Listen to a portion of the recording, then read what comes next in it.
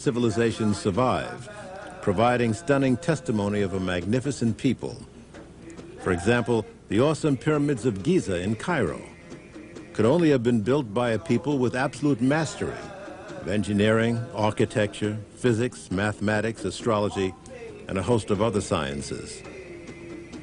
Down through time after their construction, scholars and scientists from around the world have come here to study not only the physical structures, but who built them, how they did it, and why. Professor Yosef Ben Jachinnan is an Egyptologist, having taught at Cornell University for over 15 years. Dr. Ben, as he is affectionately known, has lectured widely on both sides of the Atlantic. His theme, the ancient civilizations of Egypt. His presentations have placed him in great demand by students and community groups, especially those of African descent. Perhaps the high regard he enjoys today stems from his long, unwavering theme that the ancient civilizations along the Nile were African. In his many appearances on Like It Is, he has said so emphatically, time after time, in the face of most of the curriculums and the Cecil B. DeMilles of our day. This is why Like It Is came to Egypt with Dr. Ben, to have him show us what he's been saying to us for such a long time.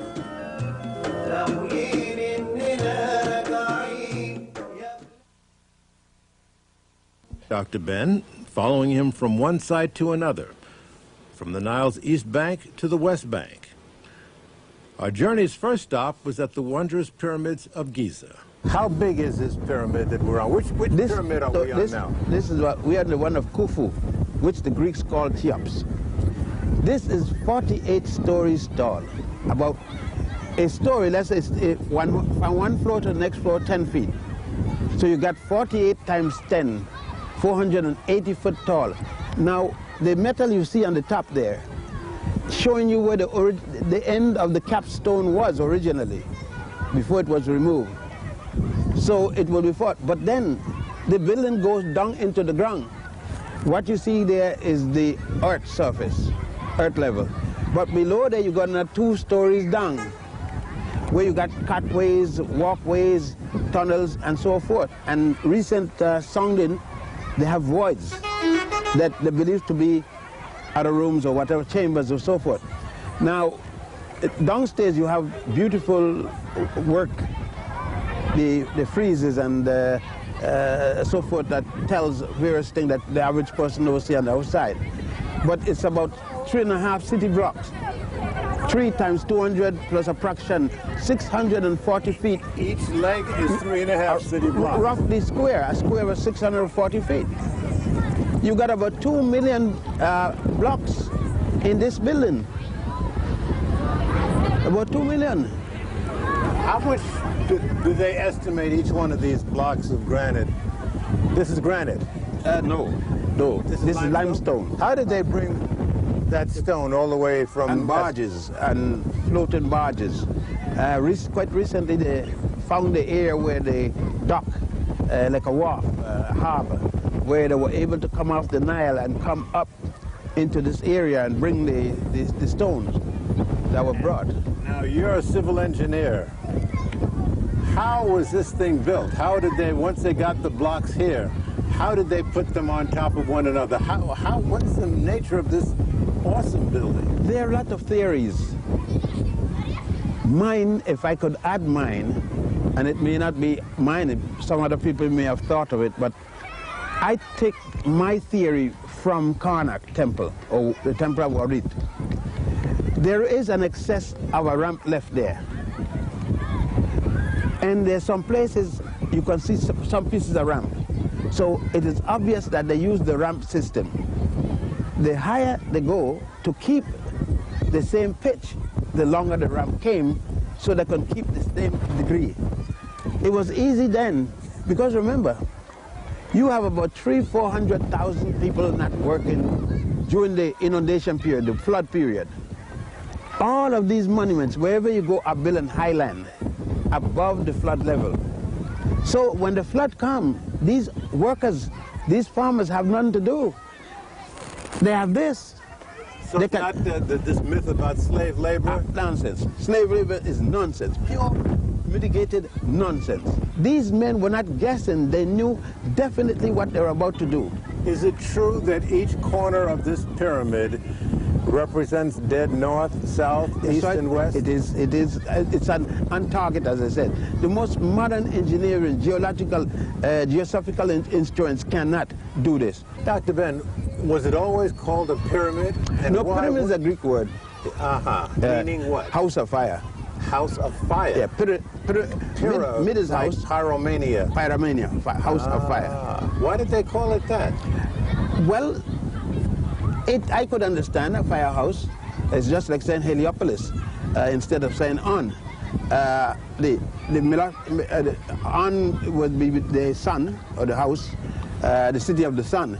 Well, since the sun was symbolically, Ra, was symbolically the expression of the deity, of the god, then here, the Pharaoh was building a place where he could come in tune with Ra. That's why the solar boat, so he can go on to the Sea of Ra, the next world. So what is a pyramid actually? What is the function of the pyramid when it was built? It's the resting place, the final resting place for the body, the cat of the Pharaoh. People, all kinds of people have different theories, but the only one we can get from the ancients with reading the works, it was the final resting place. And when you came here, like everyone who looks upon this, it blows your mind. Then I decided I got to study it.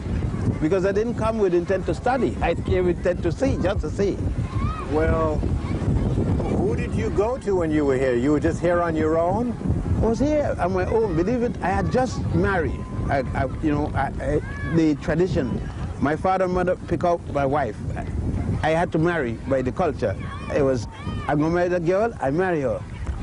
She's pregnant, and my father said, look, you got to go, you don't have much time. We are going to take all the expenses for your wife, and we want you to come back before she delivers, so you must go, because it's not going to be much more time. I want you to go before I die. He wasn't going to die. He was a young man. I mean, the possibility of dying was remote at that time. But he felt that he wanted me to see this because I had been always complaining of people saying that I came from a place where people eat people, that in Africa this, you know, in Africa that the whole Nile Valley that I was boasting of was nothing. And so my father said, no, when you come back, you tell me who doesn't have civilization. Is it you or the European? Now, there are three here that are right alongside one another. Father, son, and grandson. I see. The father is one Khufu, the son, the one behind this, Afra, and the grandson, the last one, Menkara. Well, now, that high point that you were standing at, as you looked at it, which is which? There's a little trick here. You can't build a pyramid older, bigger than your father's, or higher. So what Khafra did is build a pyramid smaller than his father's, but on higher ground. So it looks bigger. It looks bigger than his father's pyramid. So he didn't violate his father's instruction. But he did his damage. But he did the damage.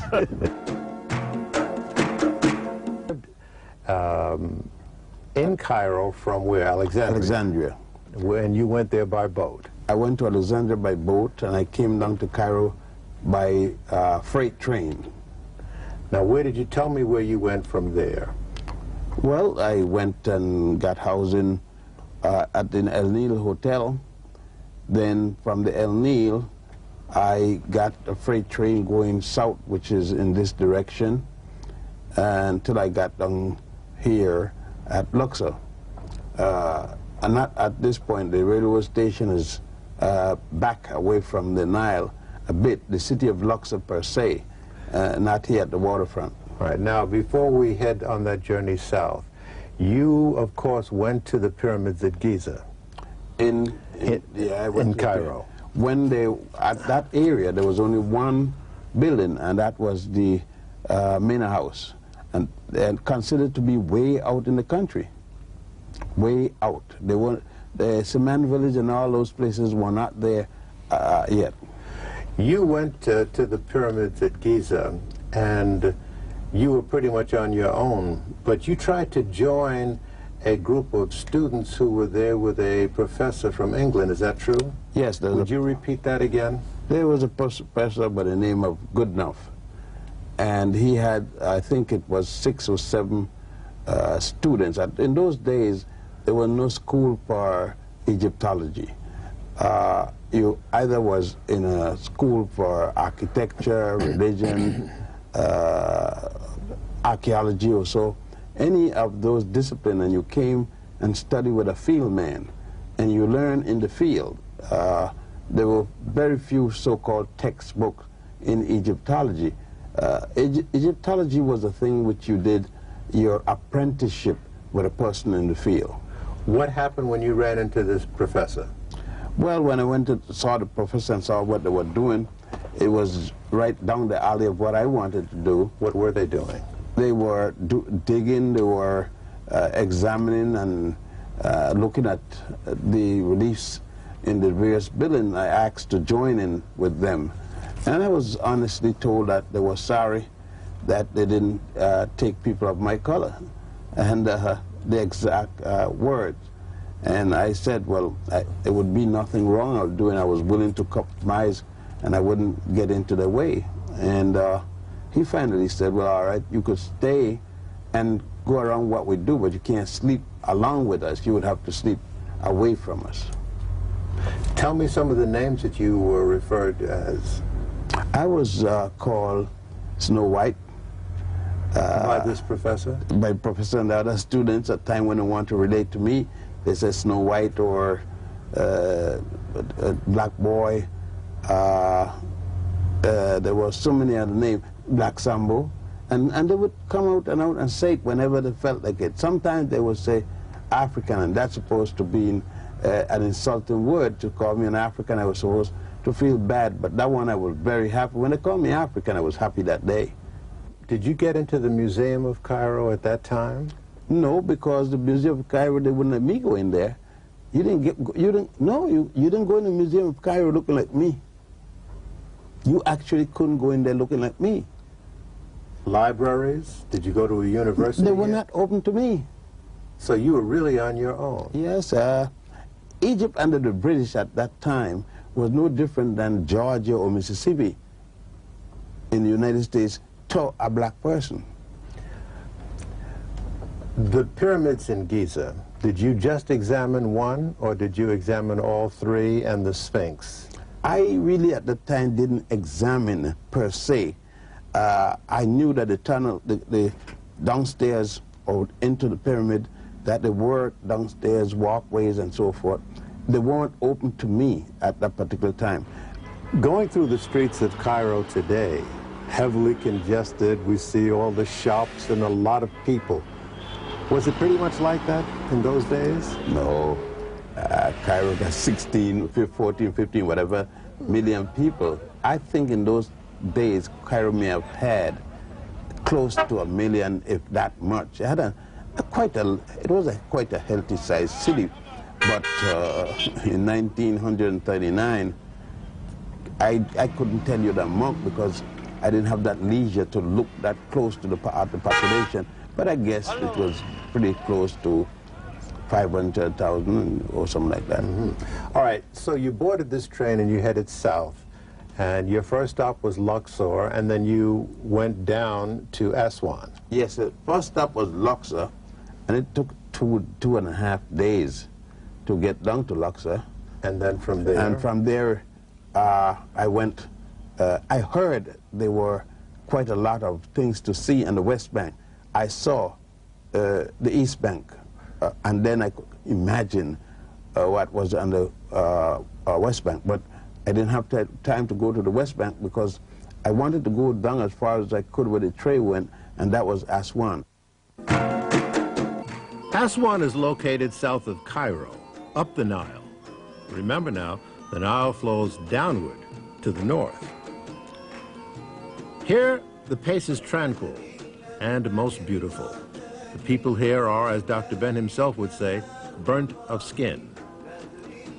On the afternoon of our arrival on a sailboat called a felucca, Dr. Ben unfolded the story of the ancient civilizations of the Nile. According to a great high priest of ancient Egypt by the name of Hunefer, H-U-N-E-F-E-R, he wrote a papyrus.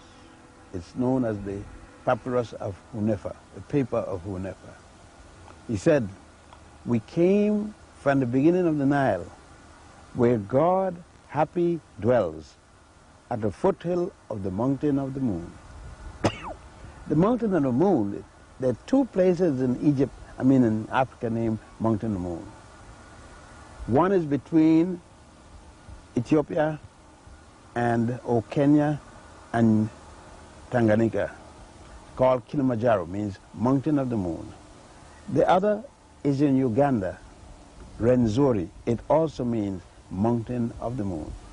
So when you look at it, there's two bodies of water that make up the Nile here. The Nile came down as a body of water from Ethiopia called the Blue Nile. The White Nile is a body of water from Uganda.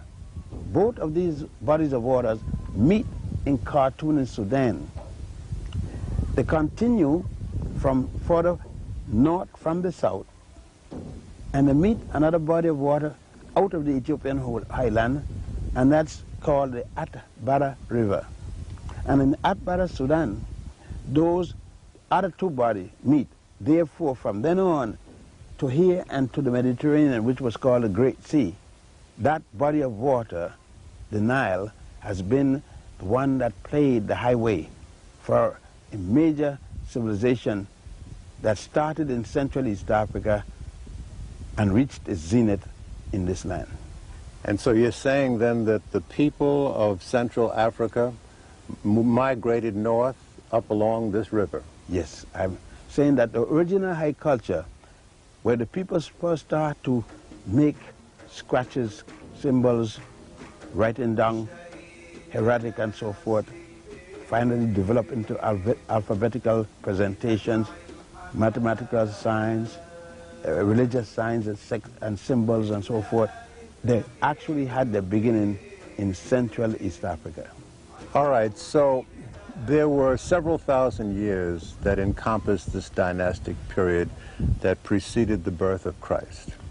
If you deal with Manetho's figure, it would be from 4100 BC. 4,000 years. Yes, and to 30. Now, if you deal with other figures like Marriott, Budge, Maspero, and others, they got varying period or varying dates for the beginning of the dynastic period. All right, now this is a long period of time. There were several kings or pharaohs and queens. A lot happened in this period. There were wars. If someone wanted to get an overview of what was the most significant periods in this 4,000 odd year period, what would you point to? What kings were the most significant, or pharaohs? What queens were the most important? In reality, that's very hard to do. However, since we all have opinions, the 18th dynasty would consider to be the one with the most action. However, I would have to say the first dynasty, in that brought into effect all that happened after that. What happened is this southern man, the country was divided into two, the north and the south.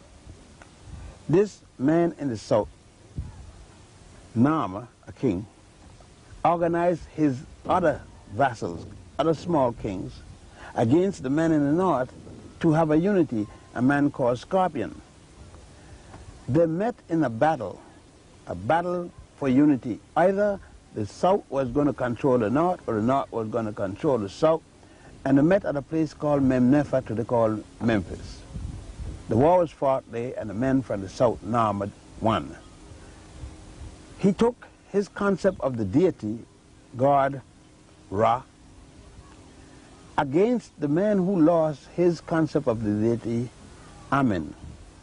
You would think that he would put Ra in front since he's the one that won, but no. He was wise. Psychologically, he said, no, I wouldn't change. He let the god of the north be the first to be mentioned, and thus he made one god out of two, Amen-Ra. So the people in the north said this must be a good man. He let our God be the first to be mentioned. And all of this was devised in a place called Memphis. Memnefa or Memphis. Now, if we were to go to Memphis, what would we see today? Are there anything that's remnant of that period? Very little. You will see some statues by Ramesses II, one at least about 40 feet, 30, 40 feet. Two in the yard, general yard, one of them having come to Tennessee when the Ramesses exhibit had come there, another one almost as large, and some other smaller statues. But the main buildings of the temple of god Ptah. Ptah was in the mythology the god who made gods, responsible for making gods. The god of all gods. The god of all gods. And you would see his, what's left of his temple, just sporadic pieces of foundation here and there. There isn't at least a quarter floor, or the height of a quarter floor, any place. Was this done in Ramesses' lifetime? The statue, yes. It was. Yes. Did he order things like this? You know it is in his lifetime. Why? Why? Because he is standing on the left foot. Left foot forward. If he was standing this way, it would be, you know, he's dead. He's dead when his feet are together. But he's standing this way, he's alive. Very near to Memphis is a place called Saqqara, where the world's first pyramid was built, although it was shaped somewhat differently. Dr. Ben showed us. Did the Pharaoh design this pyramid and order its building, or did somebody else? No. As a matter of fact, he had no business at all with it. The idea came from his prime minister, who was also an architect. As a matter of fact, he was a multi-genius, the first one recorded in all of human history. You got to consider we're talking about 2800 BC. This man called Imhotep, or for short, Imhotep. He didn't want his pharaoh to be buried like other pharaohs. He thought his pharaoh should be buried in a much more glorious state than the wood burial place that they had prior. So he decided, when looking around, I could use this material. It lasts forever. And thus he set a stone, limestone, and said, I'm going to build it out of this. But they were building burial places out of this wood in a square. So he decided, well, look, I'll just use a stone or stones and the same procedure, and that will last. But when he was finished, he said, gee, it's going to last, but it looks like nothing. So he decided to put another layer on the top and recess them, set them back, and 6 of them set back, look something like wet cake. They become steps, and thus the term step pyramid. That's up the Nile, brought us to the temple of Pharaoh Ramesses II at Abu Simbel. Breathtaking to behold. You can't look at these and say, they weren't Africans who were doing this. Why would they put somebody else's face? Well, it's an artistic rendering. They didn't have equipment to make thin lips and to make narrow nose, so they had to use that, and it wouldn't make. But then the little details of a fingernail, they had the equipment for that, but not for the thin lips. Is it important, though, to say that Africans did this? Oh yes, if no one had said the Africans didn't do it, it wouldn't be important. But since that had been said for no reason at all, they wanted to satisfy themselves that although they were not in history, that they did it. Now, since it is that the people whose ancestors did it could not say anything about it in the past, now is the time that they declare to the world whose legacy it is. All four of these figures are of the same man. Ramesses II. Ramesses ruled for about 67 years and was an engineer. Really? And is known to have commissioned not only that his architect was known to at many times had him come and do some supervision. Like our symbol, it said that he supervised the building of our symbol himself. So he was an engineer? He was also an engineer. He was a very accomplished man. So would he be qualified to be called a priest? He studied in the priesthood. He took the reign of his father in 1298 when his father died. And he ruled till 1232. Some people vary a few years one way or the other. Some say 1230, some say, but around 2 years isn't going to make a difference. How long did he live? He ruled from 1298, according to Maneto's figure, until 1232, 67 years. But how long did he live? He lived to be 98, something like that. 98 years. 98, 97 years old. And he had how many offspring, do you know? Well, he had as many offspring as you got guides. Some say this. So he had many wives, some said 200 offspring, somebody said 100 offspring, some 30, 40. I don't know, but quite a lot. And wives? How many wives did he have? Quite a lot. Quite a lot. But who was his favorite wife? His favorite wife was Nefertari II. What would possess somebody to look at something this magnificent and mark it up like that and defile it with their name? Eh? There are many factors. One, hate. Two, grudge. Four, their own smallness. And five, it's a means of saying, I did it. Now, in between these figures is a passageway. What's in there? That's to get into the temple. That is an actual temple with a hypostyle hall, although there are only 4 columns on each side.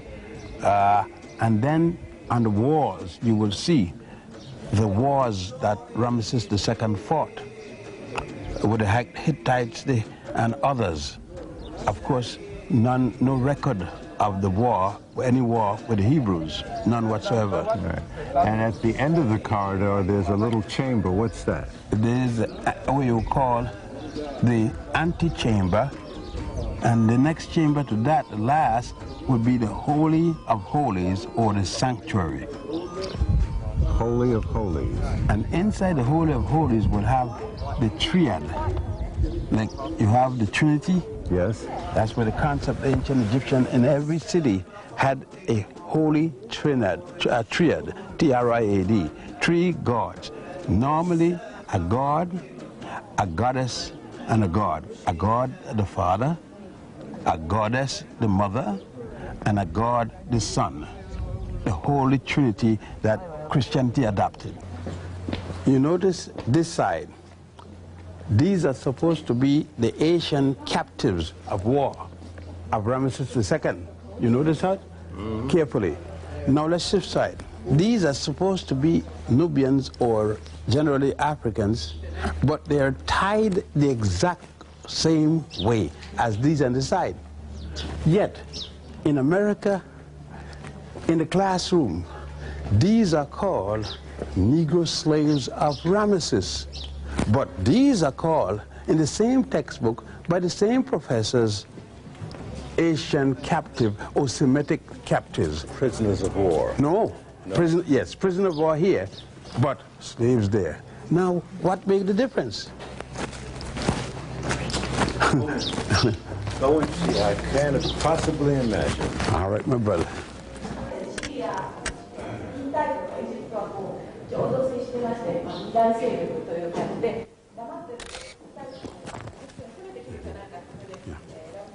Is this the full extent of the lights I can put on, or are there more lights? Dr. Bennett, what are we looking at here? What is he filming? That is the Opet procession, the procession of the priests. And after Ramesses come back from war and is victorious, it is the procession of the priests. Here is before god Ptah is in front, Ramesses is in front of god Ptah, appealing for long life. What are we looking at? The war of the Hittites against Egypt. Ramesses